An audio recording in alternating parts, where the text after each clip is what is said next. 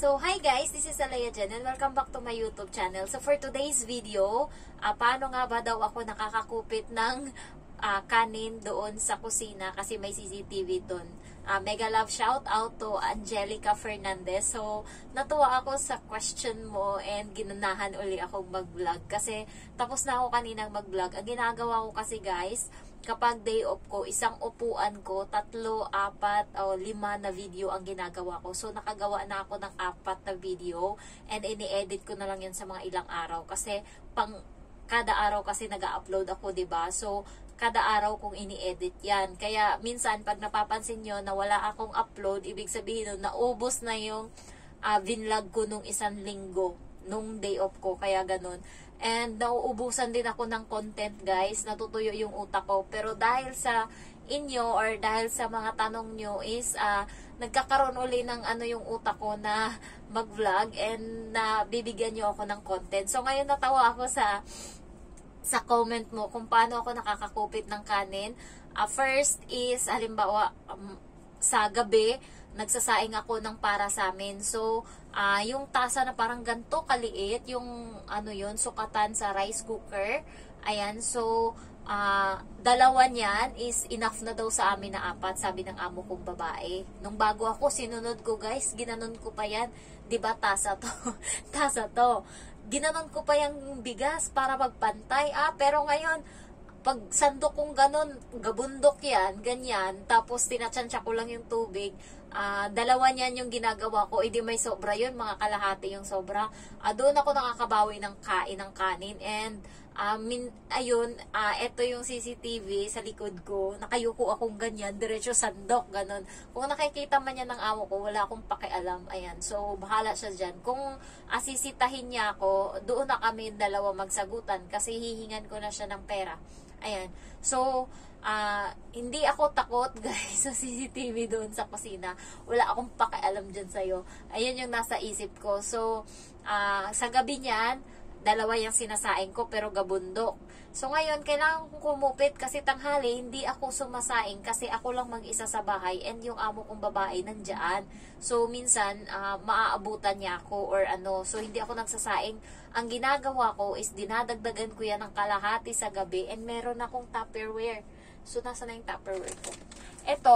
Etong Tupperware ko na to, yung laman nito is biscuit and snacks ko dito sa gabi or sa kung bored ako or gutom ako sa buhay. So, snacks ko to. Ayan, so meron dyang biscuit and sa baba merong magaraya, yung mani. Paborito ko kasi yan. Ayan, so, dito ko yan nilalagay sa kwarto kasi ito yung pagkain ko. And then, meron akong isang ganto kalaki kasi 2 to binili ko. Yun yung nilalagyan ko ng kanin and nilalagay ko dun sa cabinet ko. Meron akong isang cabinet doon sa kusina na para sa akin or hindi naman para sa akin pero doon ko nilalagay yung mga pagkain ko. Parang inangkin ko na yung cabinet na yon. Nandun yung mga biscuit ko, iba-ibang klase yan. Yung biscuit ko doon is 5 klase. Halimbawa, yung Presto na peanut butter. Nung nakaraan, nung nasa Pinas ako, paborito ko yan nakauubos ko yan kaagad. Pero dito guys, naumay ako sa kanya. So, parang 1 buwan ko na yung binili and meron pa dong 5 na natira. And then, yung Skyflakes, hindi ko rin siya naubos. Hindi ko alam. Ayaw ko na sa kanya. So, meron ding 5 na natira doon.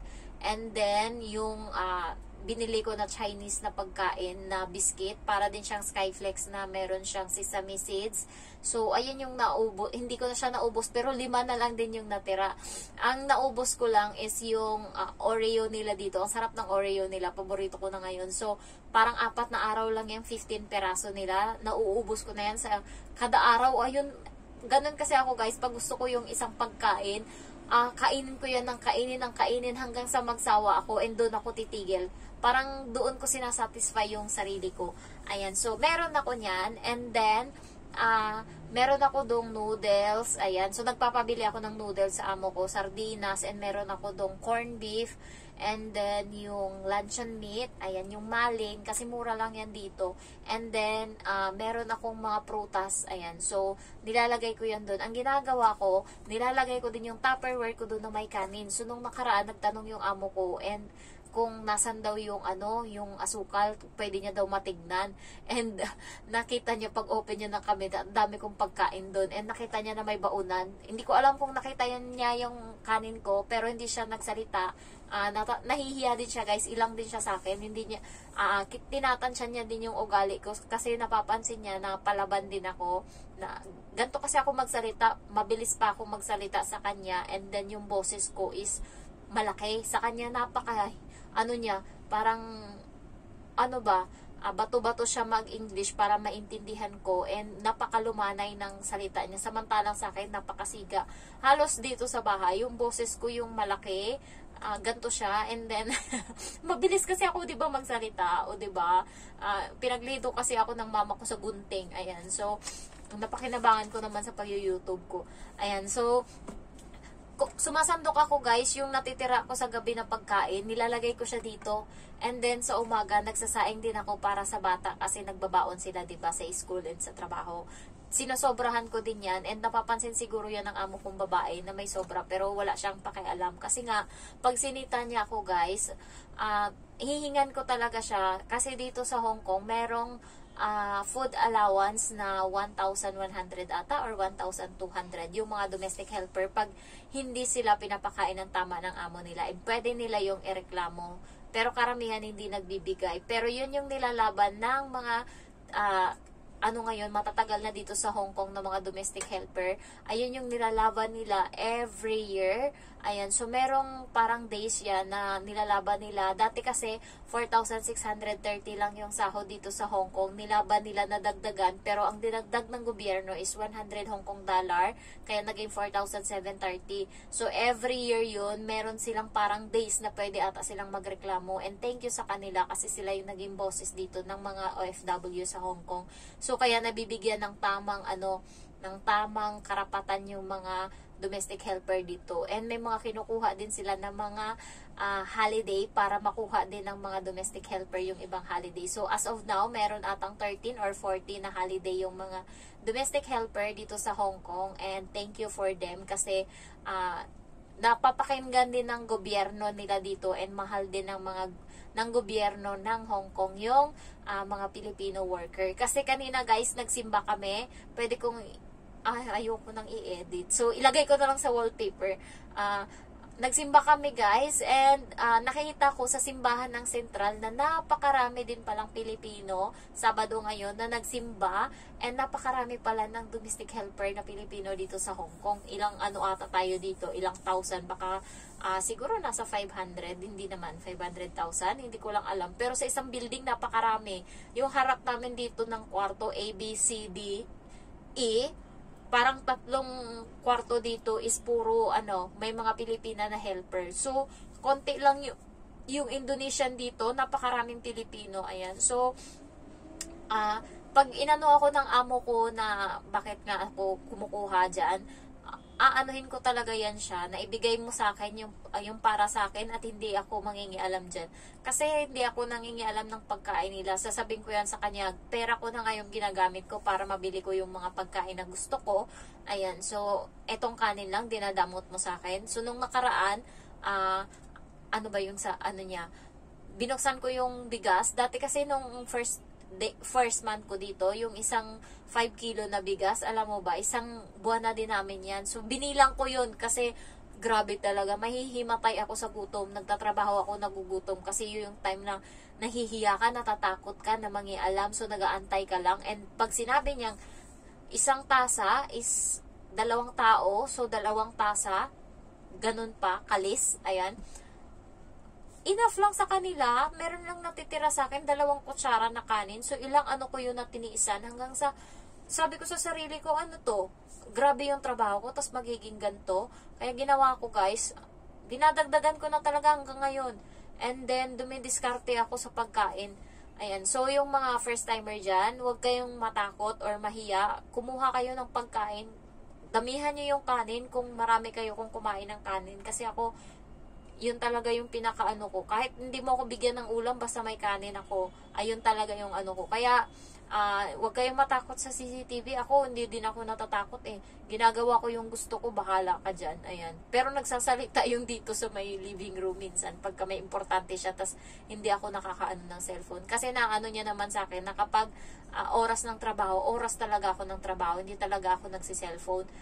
Pasilip-silip lang ako mamaya kasi may chat siya. Kaya, nakakasilip ako sa cellphone, ayun lang. Naaano niya naman yun sa akin. And hindi naman nagbago yung ugali ko kahit na 3 months na ako. Yung iba kasi daw nagbabago yung ugali. Pero ako, consistent pa rin kung ano yung, mas naging magaling pa nga ako kaysa nung bago ako. Nung bago ako, guys, hindi ko pa kasi alam yung iba and nagkukusa naman ako pero mabagal ako kumilos. Ngayon, ang bilis ko na natapos yung mga gawaing bahay.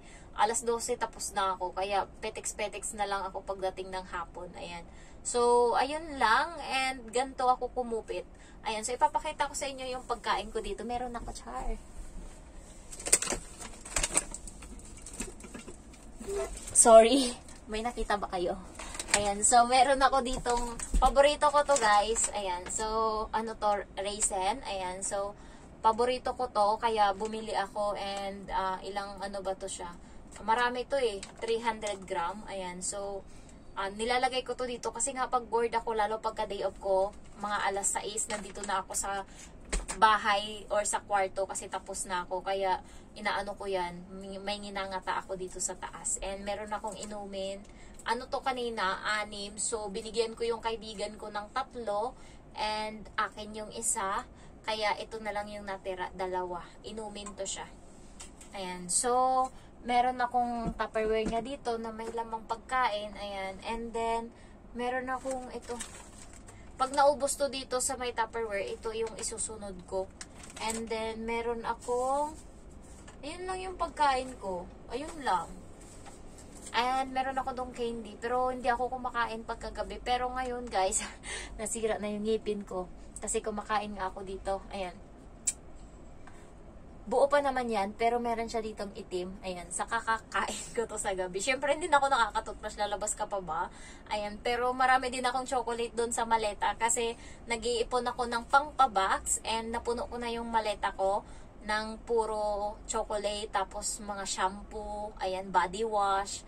Ayan, so marami ako doon. Yung body wash ko ata is 4 and yung shampoo ko is 10. Yung chocolate ko doon na Toblerone is 20 pieces. And then yung Coffee Mate ko 1 kilo. So dadagdagan ko pa yun pero puno na yung ano ko, maleta ko. Kaya hindi ko muna siya ipapa-storage kasi pag pina-storage mo siya, meron ka na lang 4 months na parang limit nila na magpa-storage. So nag-aano pa tayo ngayon, kaya tinatambak ko lang muna siya dyan. And susunod kong bilhin is yung mga damit siguro muna, and then tigil muna ako sa mga malalaking mga items. Kasi gusto ko sana guys yung pinakamalaki na box yung kunin ko kasi isang beses lang ako magpa-box, kaya ngayong ano lang, kaya kailangan sulitin ko na talaga na marami akong mailalagay. And gusto ko lagyan siya ng appliances. Ayan, gusto kong lagyan siya ng ano, ng heater, ng yung lutuan nila dito. Ayan, gusto kong maglagay noon, kaya naano ko muna siya. Wala pa tayong masyadong budget ngayon, kaya tinatabi ko muna siya dyan. And hindi naman nagre-reklamo yung amo ko. And ano pa ba? Siguro pagka may holiday, tsaka ko yan dadalhin doon sa central and ipapa-storage. Ayan. So, maggagawa ako niya ng video pagka magbabox ako. Ayan. So, for now, ayan lang muna. And if you're new to my channel, guys, don't forget to like, to comment, and then to subscribe. Thank you so much for watching. Oy, i-edit ko pala to kasi lalagyan ko ng shoutout ni Angelica Fernandez dito. And yung sa simbahan nga kanina na nagsimba kami. Katoliko pala yon, are independiente ba yon? Sabi nila kasi yung sign of the cross nila, di ba pagka Katoliko, left nagsisimula dito, sa kanila right yung ano nila, and yung pare nila kanina is babae. Ayan, so first time ko nakakita ng pare na babae. Ayan, so ayun yung nasimbahan namin. Open naman ako sa religion na Christian kasi ano din ako, isa lang naman kasi yung Diyos na pinaniwalaan natin, and hindi naman yung relihiyon natin yung makakaligtas natin. Ang makakaligtas natin is yung paniniwala natin and yung mga gawa natin. So nagiging ano na ako dito, sorry, nagiging ano na ako, ano na ako. Yun lang naman guys. So nagsimba kami kanina and ayun yung ano namin. Nakita ko yung mga Pilipino doon, ang dami din. Nakakatuwa na mga ano din pala sila, religious. Ayan. So naglalaan sila ng oras para magnilay-nilay. Ayan. So if you're new to my channel guys, don't forget to like, to comment, and then to subscribe. Thank you so much for watching. Bye-bye.